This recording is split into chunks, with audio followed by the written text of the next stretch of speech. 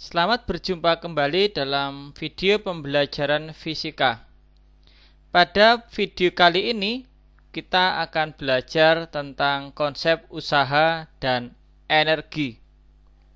Usaha dan energi dalam kehidupan sehari-hari sangat sering kita temui karena hampir secara keseluruhan aktivitas manusia berkaitan dengan usaha dan energi.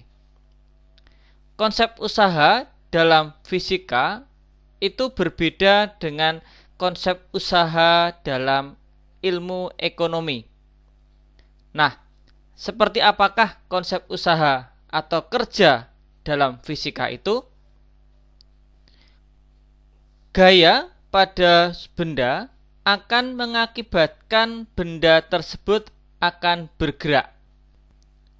Pada video ini dapat Anda amati bahwa ketika ada seorang anak mendorong sebuah balok, maka balok tersebut dapat berpindah.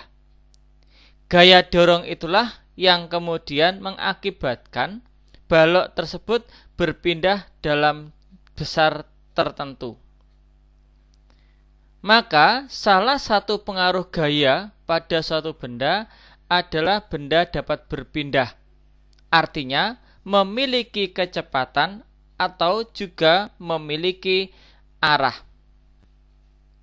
Oleh sebab itu, ketika kita membicarakan tentang usaha atau work, tidak dapat dilepaskan dari konsep gaya. Karena nilai gaya itulah, maka benda atau balok tersebut dapat berpindah. Perpindahan dari balok, misalnya dia berpindah sejauh S, maka hasil kali dari gaya terhadap perpindahan balok tersebut disebut sebagai nilai dari usaha, atau W sama dengan F kalikan S. Dengan catatan bahwa antara F dengan S harus memiliki arah yang sama. Maka jika gaya itu bekerja pada sumbu X, maka perpindahannya pun harus berada pada sumbu X. Itulah konsep dari usaha sebagai hasil kali gaya luar atau gaya kontak biasanya yang searah dengan besar perpindahan benda. Oleh sebab itu, dalam hal ini nilai gaya merupakan bentuk dari gaya luar, dapat berupa dorongan atau tarikan. Karena Anda sudah mengenal pada konsep sebelumnya bahwa gaya dibedakan oleh dua, yaitu gaya kontak dan gaya oleh medan.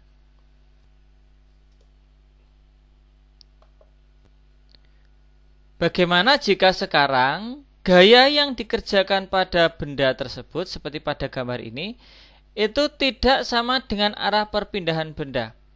Kalau Anda amati di sini, ketika mobil-mobilan itu ditarik dengan gaya tegangan tali, mobil-mobilan ini akan bergerak pada sumbu X. Tetapi gaya pada tali ternyata tidak pada sumbu X, tetapi membentuk sudut tertentu terhadap garis horizontalnya. Maka untuk mendapatkan nilai dari usaha yang dilakukan oleh anak tersebut dengan menggunakan tali tentunya, memindahkan mainan itu dapat kita tentukan dengan tetap konsisten bahwa usaha itu adalah hasil kali gaya yang harus searah dengan perpindahannya.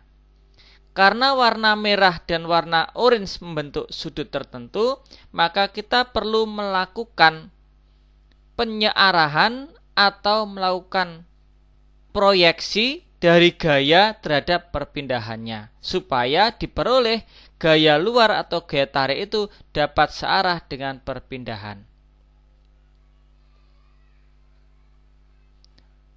Maka untuk mendapatkan gaya yang searah, besar sudut yang dibentuk itu harus kita uraikan menurut arah perpindahannya. Karena balok berpindah pada sumbu X, maka gaya F yang warna hitam ini harus kita proyeksikan menjadi gaya pada sumbu X, yaitu gaya yang berwarna merah, atau nanti kita sebut sebagai nilai dari fx. Sehingga nilai dari fx itu dapat kita rumuskan sebagai nilai dari f kalikan cos theta. Maka nilai usahanya sebenarnya adalah hasil kali fx terhadap nilai dari s. Hubungannya antara f dengan fx adalah bahwa nilai fx-nya sama dengan f kalikan cos theta, sudut yang dibentuk antara arah perpindahan sumbu x terhadap arah dari gaya f-nya itu. Oleh sebab itu, berdasarkan persamaan usaha W sama dengan fs cos theta, kita bisa mengetahui bahwa usaha itu dipengaruhi oleh 3 komponen, oleh besar gaya, oleh perpindahan, dan juga besar sudut yang dibentuk antara gaya dengan perpindahannya, yaitu besar sudut theta itu. Selanjutnya, apakah usaha dapat bernilai 0? Nah, bagaimana sekarang? Apakah nilai W itu bisa sama dengan 0? Jika bisa sama dengan 0, syarat apa saja yang dipenuhi?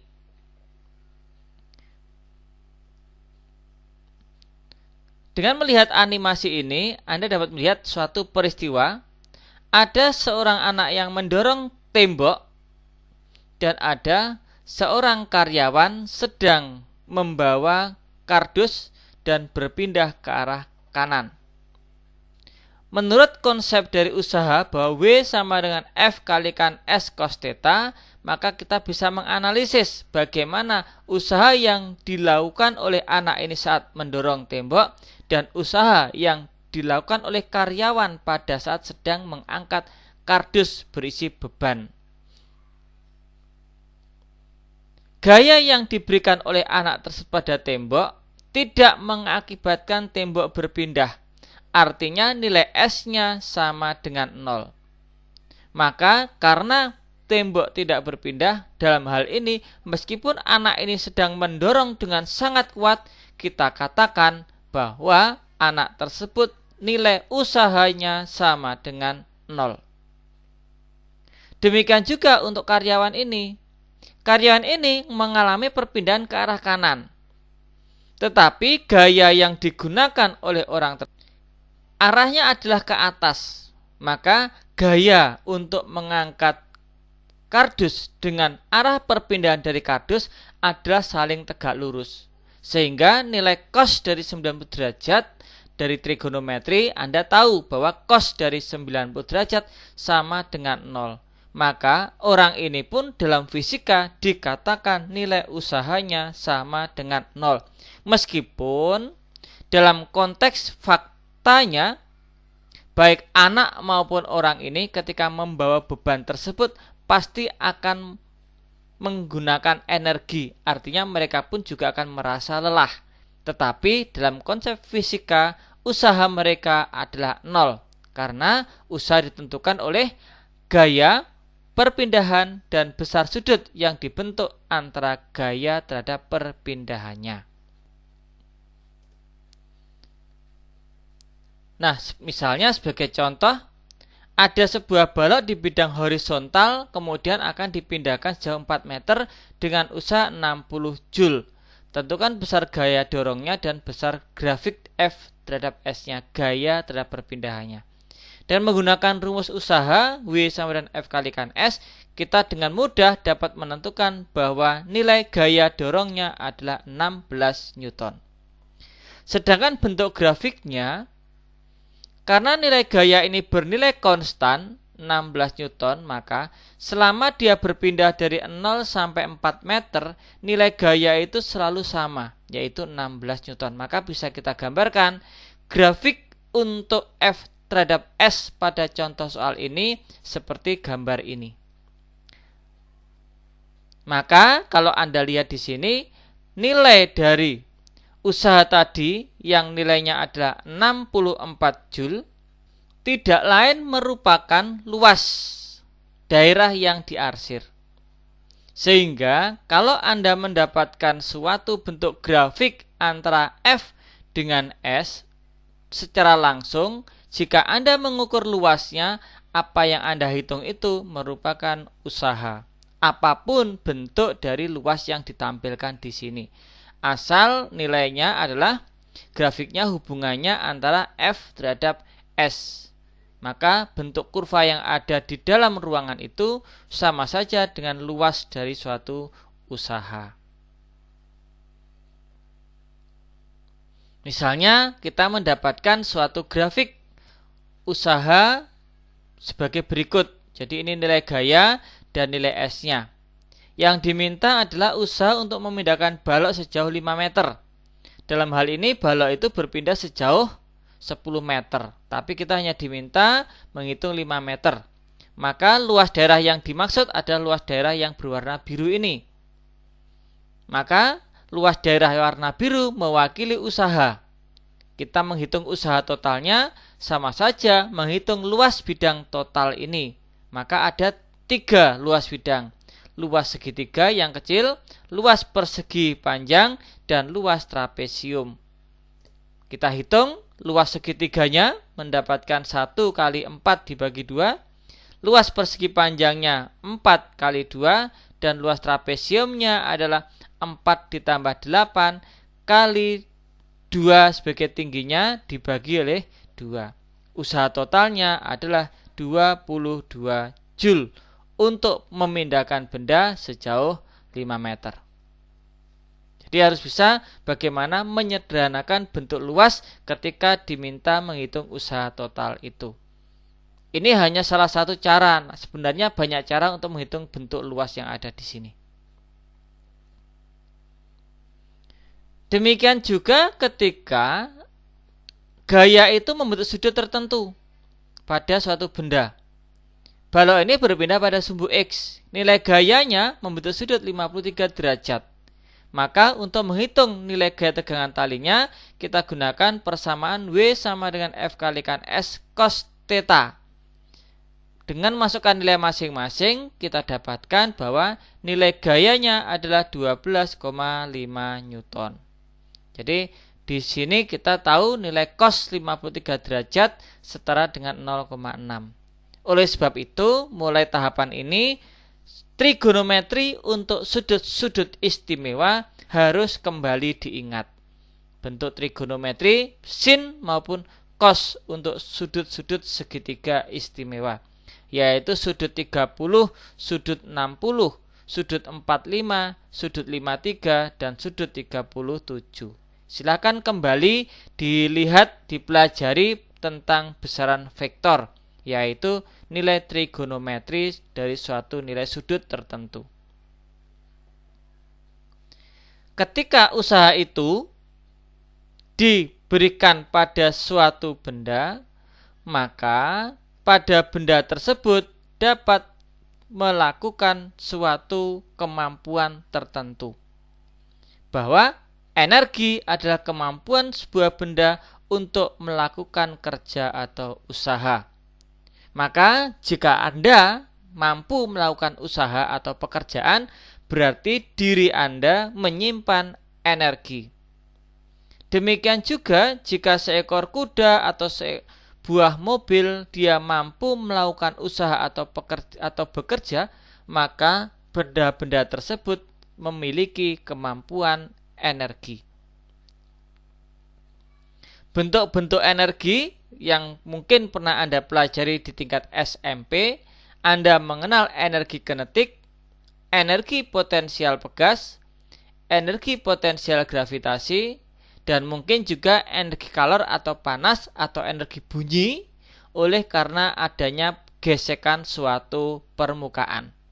Jadi selain energi kalor dan panas tadi, ternyata masih juga menghasilkan bunyi atau cahaya dari suatu gesekan itu. Contohnya kalau misalnya ada besi yang kita amplas ya, atau sedang dipotong pakai gergaji, maka akan muncul kalor atau panas atau bunyi atau cahaya dari munculnya gesekan itu. Atau ketika Anda sedang mendorong lemari, maka biasanya selain adanya panas juga muncul bunyi, entah berderit ya, biasanya seperti itu. Kemudian ada juga energi potensial gerak harmonis. Pada bagian ini akan dipelajari pada pokok bahasan terakhir di semester 2 ini, khusus energi potensial gerak harmonis.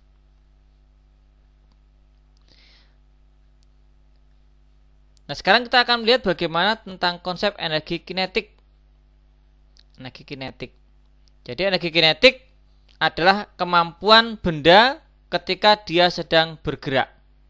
Di sini ada sebuah mobil yang meluncur dan terjadi tabrakan, maka mobil ini seandainya dia tidak cukup kuat, dia dapat menghancurkan tembok.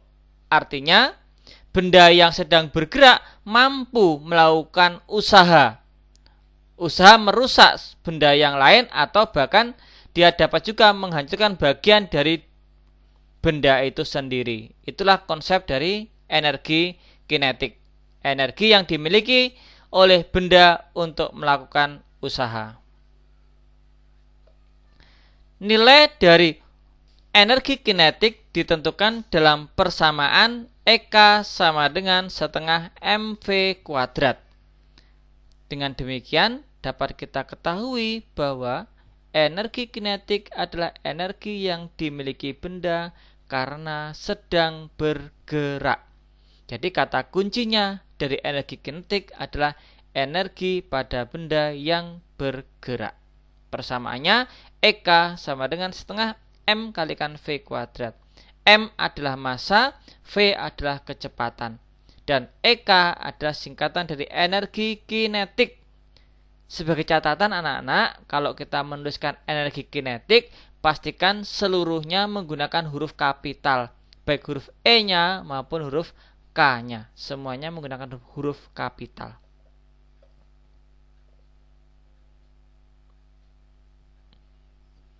Oleh sebab itu, usaha dari energi kinetik dapat kita rumuskan sebagai bentuk berikut ini. Dari konsep dasar W adalah usaha sama dengan F kalikan S, karena benda yang oleh karena adanya gaya menyebabkan percepatan. Maka nilai F menurut hukum Newton adalah M kalikan A. Jadi rumus F itu ada M kalikan A, maka menjadi M kalikan A kalikan S. Dengan menggunakan konsep gerak lurus, kita mendapatkan nilai dari A kalikan S. A kalikan S, kalau Anda lihat pada persamaan gerak lurus, Anda akan menemukan bentuk persamaan ini. V kuadrat dikurangi V kuadrat awal per 2 sama dengan A kalikan S. Anda tengok kembali rumus perpindahan S pada GLBB. Maka kalau kemudian persamaan ini kita keluarkan nilai setengahnya, maka kita dapatkan setengah MV2 kuadrat dikurangi setengah MV1 kuadrat. Nah, selisih dari setengah MV kuadrat inilah yang kita kenal dengan nama komponennya masing-masing disebut sebagai nilai energi kinetik. Berarti ketika di sana ada usaha, sebenarnya usaha itu dilakukan guna terjadinya perubahan energi kinetik dari mula-mula memiliki kecepatan kecil menjadi punya kecepatan yang lebih besar. Itulah usaha yang diterima oleh benda tersebut. Jadi punya persamaan EK sama dengan setengah MV kuadrat. Sebagai contohnya, misalnya di sini ada dua benda. Benda pertama dan benda kedua punya massa berbeda dan punya kecepatan yang berbeda. Benda pertama punya massa M, kecepatannya V. Benda kedua punya massa 2M, kecepatannya 2V.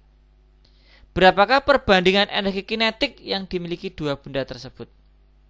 Maka kita bisa menghitungnya menggunakan bentuk persamaan ini. Kita gunakan persamaan energi kinetik EKA per EKB. Komponen benda A kita tuliskan di atas, komponen benda B di bawah. Besaran yang sama bisa kita eliminasi, yaitu tinggal setengah dengan setengahnya. MA kita ganti dengan M, VA-nya kita ganti dengan V. Lihat pada gambar. Dengan substitusi itu maka 2V kita kuadratkan, mendapatkan nilai 4V kuadrat. 4 dikalikan 2 ketemunya 8. MV kuadrat dan MV kuadrat saling eliminasi. Maka pada kondisi ini perbandingan energi kinetik yang dimiliki benda A dan benda B adalah 1:8. Artinya benda B ini energi kinetiknya lebih besar dibandingkan benda A.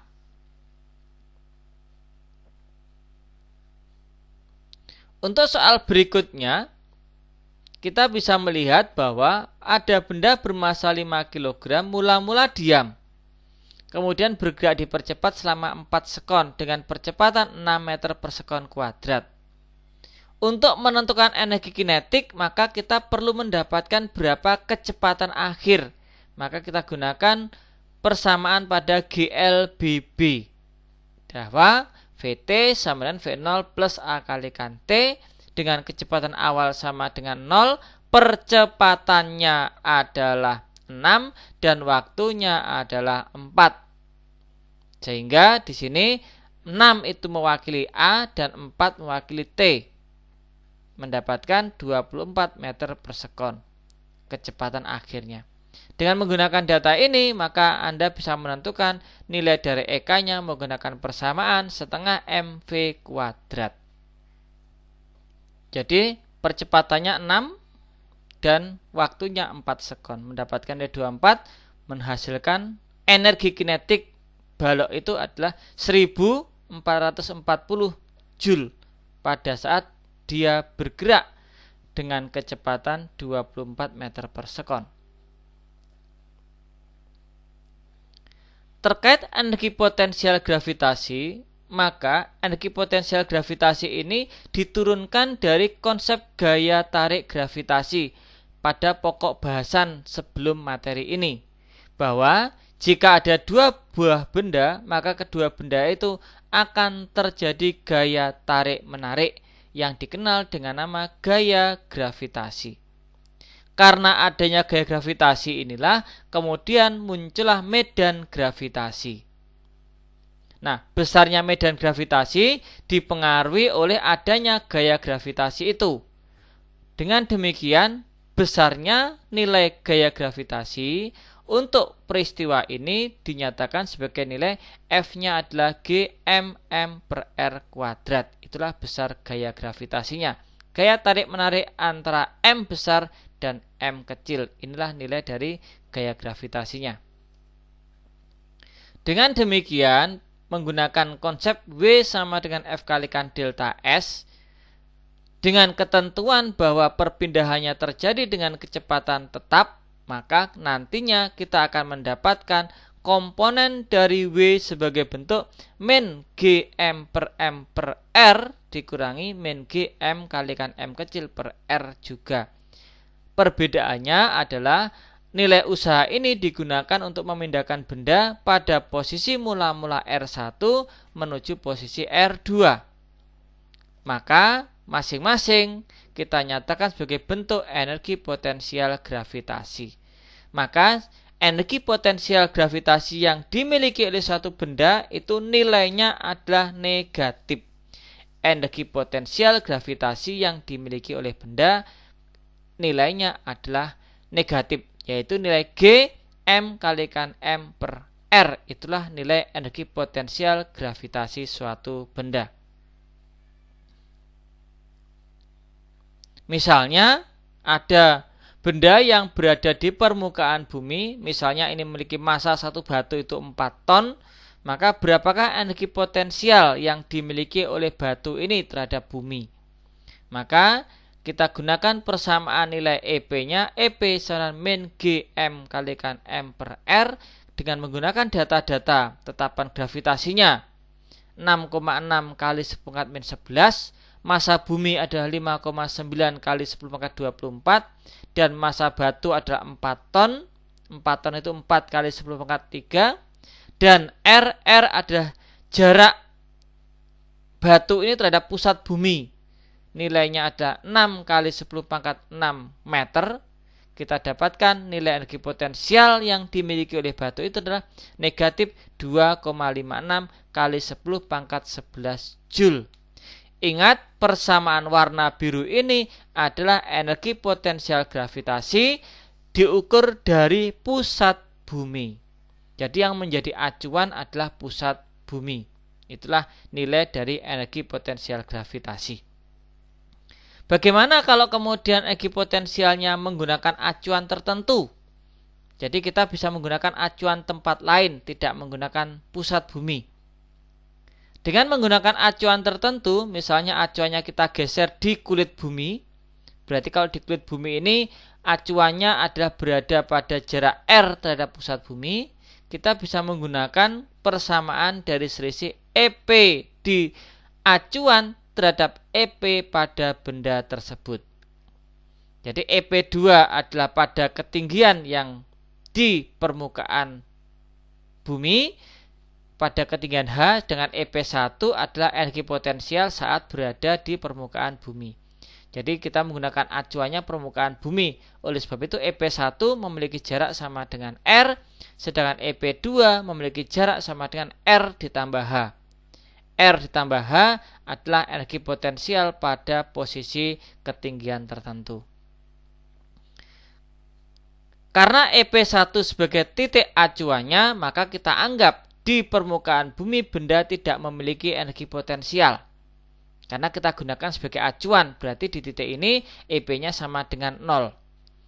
Karena kita menganggap bahwa pada titik EP1 itu nilainya sama dengan 0, maka EP2 kita anggap sama dengan EP. Maka EP dikurangi 0 sama dengan, kemudian kita pindahkan, min kalikan min itu mendapatkan plus, maka yang plus kita pindahkan ke depan. Yang bagian depan ini kembali ke bagian belakang. Dengan menggunakan metode ini, kita dapat menyederhanakan bentuk dari persamaan matematika bahwa nilai EP sama dengan M GM per R kuadrat kalikan H, yang mana G adalah tetapan gravitasi, M massa bumi, dan R adalah jari-jari bumi, yang semuanya nilainya adalah konstan, setara dengan nilai percepatan gravitasi bumi atau medan gravitasi bumi dengan simbol G kecil.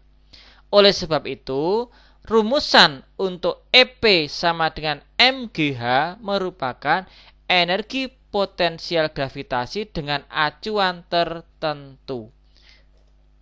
Jadi rumus yang sudah Anda kenal di SMP itu, EP sama dengan MGH, itu adalah bukan rumus persamaan umum, tetapi rumus energi potensial gravitasi yang menggunakan acuan tertentu. Biasanya kalau kita pakai rumus EP sama dengan MGH, acuannya adalah permukaan bumi. Biasanya seperti itu. Kita akan menggunakan rumus EP sama dengan MGH itu untuk kasus berikut ini.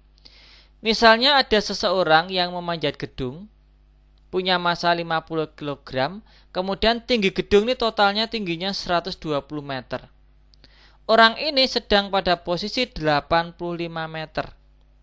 Nah, berapakah energi potensial yang dimiliki orang yang sedang memanjat gedung itu jika kita mengukur energinya itu terhadap permukaan tanah?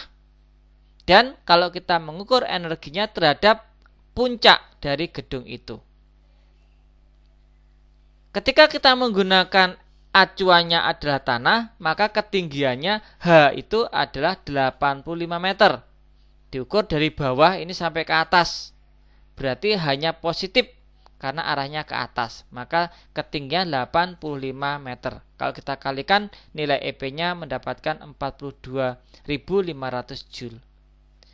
Akan tetapi kalau kita mengukurnya dari atas, berarti orang itu sedang berada 35 meter di bawah acuan. Karena kita menggunakan acuannya atap gedung. Berarti orang ini sedang berada pada posisi negatif 35 meter. Maka dia memiliki energi potensialnya adalah minus 17.500 Joule. Maka ketika kita akan menggunakan persamaan EP sama dengan MGH, Anda harus memahami dulu H itu menggunakan acuannya di sebelah mana. Apakah acuannya ada di bawah dari posisi benda, berarti nilai H-nya positif, atau acuannya ada di atas posisi benda, berarti nilai H adalah bertanda negatif. Sekarang kalau untuk besarnya energi potensial gravitasi, kita bisa melihat pada eksperimen ini. Bagaimana energi potensial gravitasi, energi yang dimiliki karena ketinggiannya, itu mampu melakukan kerja atau usaha pada satu benda. Jadi di sini Anda bisa melihat ada sebuah mobil yang diangkat pada ketinggian tertentu sehingga mobil ini sedang menyimpan energi yang cukup besar. Nah, bagaimana sekarang energi yang dia miliki itu akan dapat digunakan untuk kejadian seperti apa?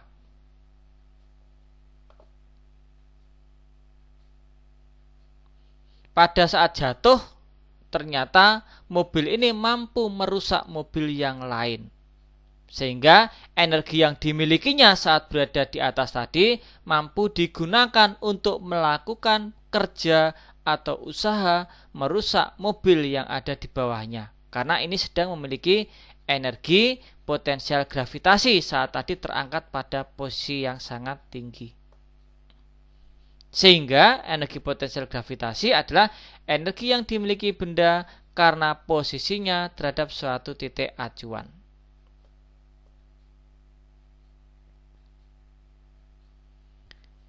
Peristiwa lain terkait energi potensial ada energi potensial pegas.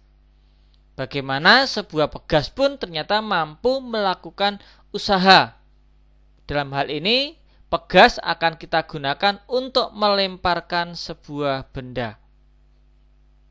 Jadi di sini ada pegasnya yang di dalam tabung itu, ya, sehingga nanti pegas ini akan kita pakai untuk melemparkan benda. Nah, bagaimana pegas dapat melakukan usaha melemparkan benda itu? Nah, pegas itu harus kita tarik. Ya, kita tarik sehingga pegas mengalami perubahan panjang, dan perubahan panjang itulah yang nanti dapat digunakan melakukan usaha pada saat pegas kembali ke posisi awalnya. Di sini akan kita tembakkan. Nah, dapat Anda amati bahwa bola besi tadi dapat dilemparkan oleh pegas tersebut. Sehingga dengan demikian energi potensial pegas adalah energi yang tersimpan pada pegas saat teregang atau termampatkan. Jadi baik pegas itu ketika kita tekan ataupun kita tarik, pegas mampu menghasilkan usaha. Karena pada saat itu pegas sedang menyimpan energi. Misalnya di sini pegas itu kita mampatkan, kemudian kita beri beban di depannya, beban ini dapat didorong oleh pegas tersebut sehingga dapat terlempar. Berapakah energi potensial yang disimpannya? Nilai energi potensialnya dinyatakan sebagai W sama dengan setengah kali F kalikan nilai X atau pertambahan panjangnya. Jadi nilainya adalah besar gaya dikalikan dengan perubahan panjang dibagi 2. Nilai dari usaha itu setara dengan energi potensial yang sedang disimpannya. EP sama dengan setengah F kalikan X, atau menggunakan delta X juga bisa. Sebagai contoh, sebuah pegas punya tetapan atau K ini nilainya ya 5000 Newton per meter, kemudian ditarik dan bertambah panjang 4 cm. Berapakah energi potensial pegas? Kita gunakan persamaan ini, EP sama dengan setengah F kalikan X. Dengan persamaan hukum Hooke, kita dapat menghitung dulu berapakah nilai gaya di sini. Maka nilai gaya itu setara dengan K kalikan X. Maka nilai F-nya bisa kita ganti dengan K kalikan X, sehingga rumusnya berubah menjadi setengah kalikan KXX, atau menjadi setengah K kalikan X kuadrat. K-nya 5000, kemudian X-nya 4 kali 10 pangkat min 2 meter. Jangan lupa harus diubah ke satuan meter. Kemudian kita kuadratkan, kita dapatkan energi potensialnya adalah 4 Joule. Contoh berikutnya terkait dengan hukum Hooke pada suatu pegas. Jadi pada saat pegas itu ditarik dengan gaya 80 Newton, mengalami pertambahan panjang 5 cm. Kalau akan menghitung tetapan pegas, kita gunakan persamaan ini. F sama dengan K kalikan X. Kita dapatkan nilai dari K-nya ada 80 dibagi dengan 5 kali 10 pangkat min 2 meter. Karena ini masih satuan cm. Kita dapatkan nilai K-nya adalah 1600 Newton per meter. Jika akan menghitung EP-nya, kita gunakan persamaan EP sama dengan setengah F kalikan X. Dengan semuanya satuan SI, kita dapatkan nilai energi potensial pegasnya setara dengan 2 Joule. Atau dengan cara lain, karena ini adalah F dan ini adalah X, Anda bisa menghitung energi potensialnya menggunakan rumus luas. Maka luas itu pun juga setara dengan energi potensial pegas. Jadi bisa Anda gunakan luas untuk menghitung energi potensial pegas itu. Bagaimana tentang energi pada gaya gesek? Nah, ini contoh peristiwa gaya gesek. Jadi dapat menghasilkan cipratan percikan api, juga ada bunyi juga berdenyit di sini. Ya, bunyi sangat nyaring. Ya, jadi ada percikan api, juga ada bunyi. Itulah ciri-ciri adanya gaya gesek. Nah, bagaimana kita menentukan besar usaha untuk melawan gaya gesek itu? Bahwa pada gaya gesek energi yang dilepaskan itu menghasilkan pelepasan energi ketika gaya gesek itu terjadi pada benda yang sedang berpindah. Yang dilepaskan dapat berupa kalor, bisa bunyi, bisa juga dalam cahaya. Jadi macam-macam yang dilepaskan. Misalkan di sini dibahasakan dalam perubahan bentuk kalor. Maka nilai usaha atau energi yang dilepaskan adalah setara dengan FK kalikan S. Mengapa menggunakan FK? Karena energi kalor ini terjadi pada saat benda bergerak. Berarti gaya geseknya adalah gaya gesek kinetik. Dengan besar gaya gesek kinetik adalah FK sama dengan mu K kalikan N. Mu K adalah tetapan gesekan kinetik. Pada hukum Newton sudah kita bahas konsep ini. Maka untuk contohnya, misalnya di sini ada balok bermassa 20 kg, mula-mula bergerak dengan kecepatan V, seperti itu, kemudian setelah menempuh 8 meter dia berhenti. Selama perpindahan 8 meter ini, gayanya itu menghasilkan usaha 120 Joule. Maka berapakah nilai tetapan gesekan kinetiknya? Mu K-nya berapa? Untuk menghitung mu K, kita perlu menghitung gaya gesek kinetiknya dulu. Kita hitung FK-nya menggunakan rumus W sama dengan FK kalikan S. Maka FK-nya ada 15 Newton. Dari FK inilah kita bisa menentukan nilai dari mu K. Bahwa FK-nya 15 Newton, FK itu punya bentuk mu K kalikan N, maka mu K-nya adalah 0,075. Sehingga tetapan gesekan kinetik pada peristiwa ini nilainya adalah 0,075. Demikianlah hal-hal yang terkait dengan usaha dan bagaimana usaha-usaha itu ternyata dihasilkan oleh benda-benda yang memiliki energi. Maka konsep hubungan antara usaha dan energi merupakan kemampuan suatu benda untuk melakukan usaha, dan sebaliknya benda dapat melakukan usaha kalau benda tersebut mampu memberikan energinya kepada benda yang lain. Demikianlah anak-anak konsep-konsep tentang usaha dan energi pada video yang pertama. Nanti konsep ini akan kita lihat bagaimana hubungan perubahan energi pada setiap benda mempengaruhi energi yang lain. Sampai jumpa pada pokok bahasan selanjutnya.